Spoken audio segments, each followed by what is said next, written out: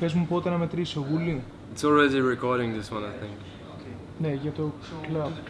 You good? Ωραία. I'll do the clap actually. Okay.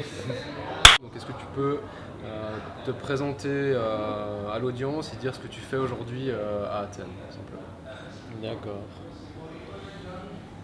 Je suis développeur software, je sais pas développeur logiciel, je sais pas plus correctement en français c'est comme ça. Je travaille pour une société relativement petite allemande où tous les personnels, tous les employés, je suis employé, je suis pas freelance, travaillent en remote. On a des gens un peu partout en Europe, on a des collègues aux États-Unis. La plupart de mes collègues travaillent plutôt eux et moi je travaille un peu partout. Dont maintenant depuis 2 mois Athènes. Ouais. Mais j'ai fait ça avant aussi en période à Rome, à Lisbonne. Est-ce que tu peux nous parler un peu donc, de ta vie de digital nomade, depuis combien de temps tu fais ça et comment ça a commencé un petit peu à se déclencher chez toi? Ça a commencé à peu près il y a 2 ans, quand j'ai commencé à travailler chez cette société, puisque comme je te disais, on travaille en remote, ça me permettait en fait de bouger un peu où je voulais. J'habite normalement à Berlin, mais je voyage souvent à Bruxelles, parce que ma copine habite là. Et je me suis dit aussi, bon, parce que j'ai fait le trajet comme ça, je peux aussi le faire ailleurs. Et j'ai décidé de profiter de cette opportunité pour travailler comme ça.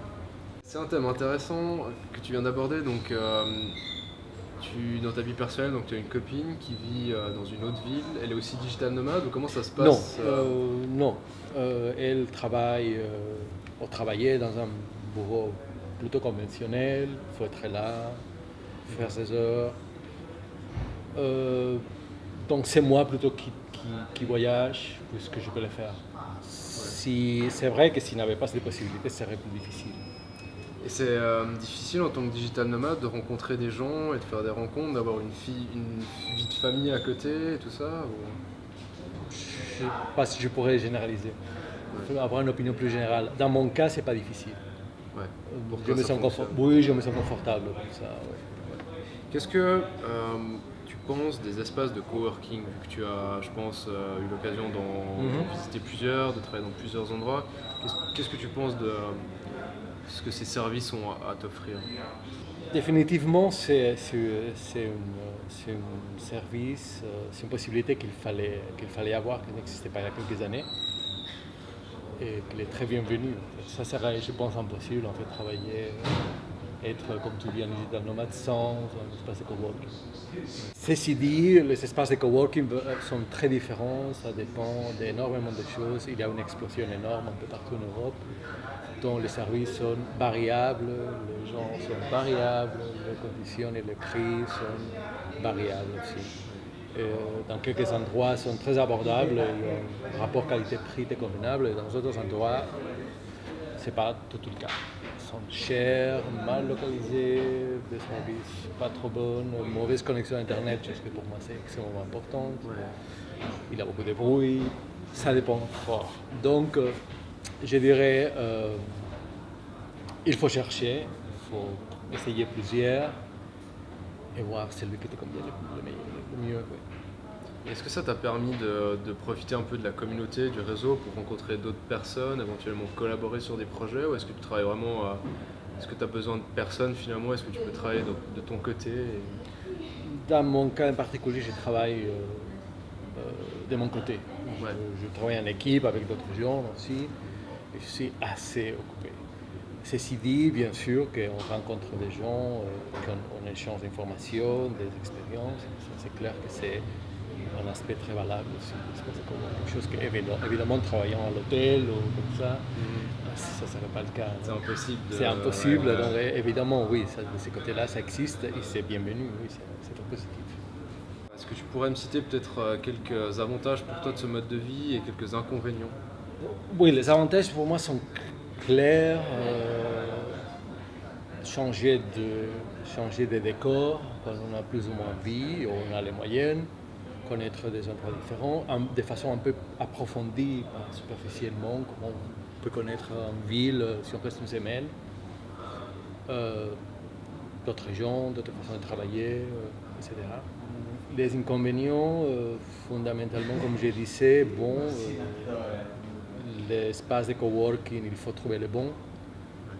Dans les petites villes, c'est pas toujours évident. Et après, il y a effectivement la question du logement. Si on peut rester, si on a l'intention de rester 1, 2, 3 mois dans un endroit, dans une ville, c'est difficile de trouver des espaces, des maisons, des chambres, des espaces où rester. Pour cette période de temps intermédiaire, c'est pas tout à fait une semaine. On n'est pas un touriste, mais en même temps, on ne va pas rester un an. Donc, on n'a pas nécessairement envie de faire, de signer un contrat de location, des choses comme ça.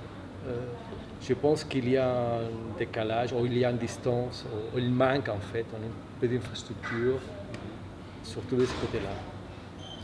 Et quel est le service du coup que tu utilises le plus pour répondre à ce problème? Est-ce que Airbnb te permet d'avoir des solutions à ce problème, ou qu'est-ce qui marche le mieux finalement quand tu veux t'installer pour une période plus ou moins longue dans une ville? On a recours d'abord aux amis des amis, ils ont connu des amis, et souvent on trouve quelqu'un qui connaît quelqu'un qui a justement une chambre libre à cette période-là, et on en profite. Quand ce n'est pas le cas, souvent c'est plutôt Airbnb ou un autre service du type.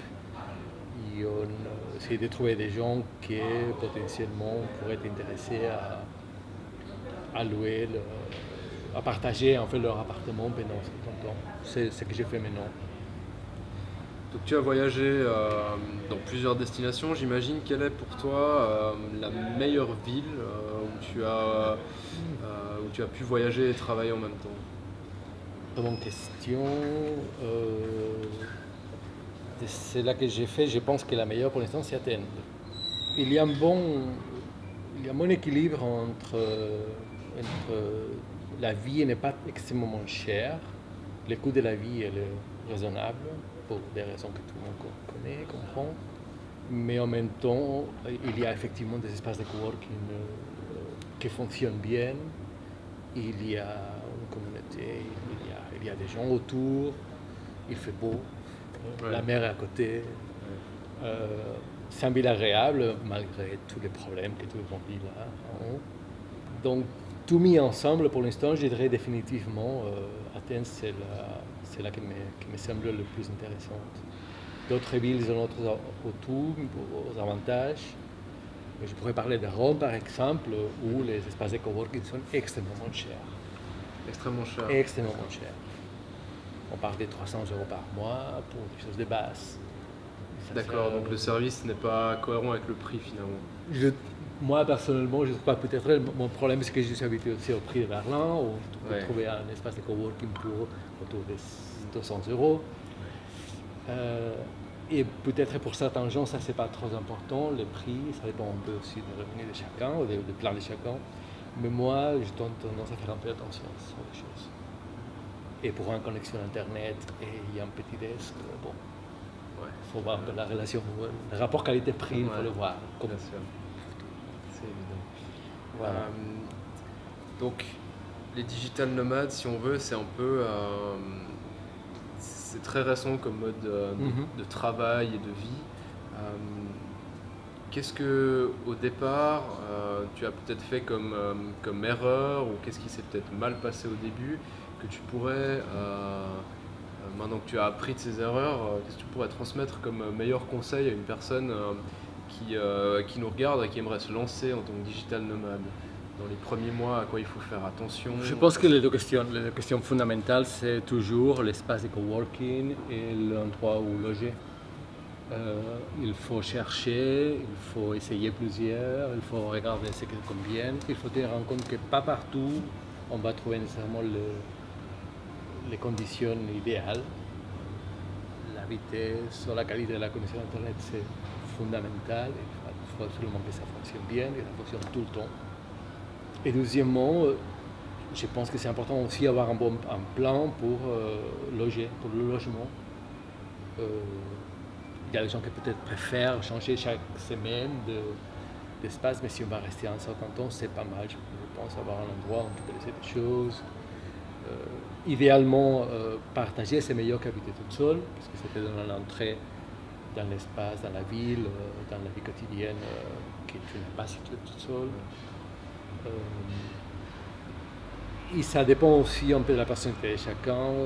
Il y a des gens qui vont faire plus de networking dans l'espace de coworking, des gens qui vont faire moins. C'est un peu difficile de dire, donner des conseils généraux, je pense. L'espace de coworking, il faut le chercher, pour moi c'est clair. Il faut être un peu exigeant, chercher un peu, voir plus de possibilités et avoir un plan pour rester. Si on veut rester plusieurs mois, chercher une chose avec du temps, de façon à avoir une formule qui ne soit pas trop chère et qui soit convenable et qui soit surtout n'être pas toute seule aussi. Tu es juste là pour est-ce que tu vas juste de ton appartement à l'espace de coworking et tu reviens comme tout le monde ferait un peu durant un job normal, ou est-ce que tu te laisses justement des périodes ou des moments pour aller découvrir la culture et la vie locale un petit peu? Oui, bien sûr, mais je ne suis pas en vacances. Je ne suis pas de vacances, je travaille, j'ai de la responsabilité. Donc, ma journée normale, ce n'est pas nécessairement différent d'une journée chez moi à Berlin. Ouais. Le décor est différent, les stimuli sont différents. Chose que c'est déjà valable, c'est déjà intéressant. Mais probablement, le jour à jour, c'est un peu le même 30-30, boulot, maison, boulot. C'est juste le décor finalement qui change un peu. Non, c'est pas seulement le décor, non, c'est pas ça que je veux dire. Évidemment, les stimuli sont différents. D'abord, bon, on parlait toute la journée en grec, donc il faut parfois un peu apprendre quelques mots, donc il faut être un peu intéressé. Les week-ends, bon, je ne veux pas rester chez moi, je vais chercher dans quelques îles, etc. Dans cette ville, il y a énormément de choses qui se passent. C'est une ville très dynamique, donc c'est absurde de ne pas profiter de ça. Et évidemment, on essaie de sortir de temps en temps. Mais bon, le boulot, le travail est là et la dynamique quotidienne, même s'il est un peu différent, reste le plus important. La même. Ouais. Reste la même. Il ne faut pas s'imaginer qu'un digital nomade passe toute la journée en vacances, il ne faut rien. C'est juste un boulot. C'est juste une façon différente de travailler, mais on travaille. Pour finir, est-ce que tu peux un peu nous raconter quels sont tes plans futurs, tes futures destinations, et est-ce que tu vas continuer à vivre de cette façon encore longtemps? Est-ce que tu te projettes digital nomade jusqu'à la fin de ta vie, ou non? Comment qu'est-ce que c'est la prochaine étape pour toi? Je vais rester à Athènes encore quelques mois, jusqu'à octobre probablement. Et après, franchement, je ne sais pas. J'ai aucune idée exacte.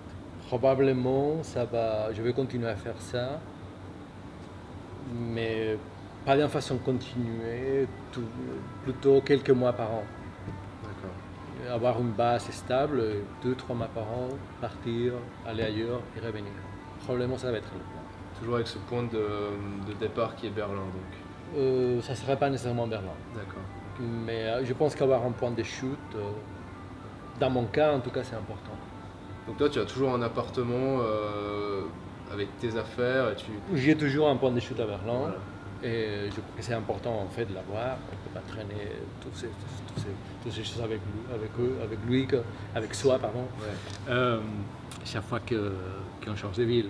C'est clair. Ouais. On traîne l'ordinateur, les chaussures et les fringues et c'est bon.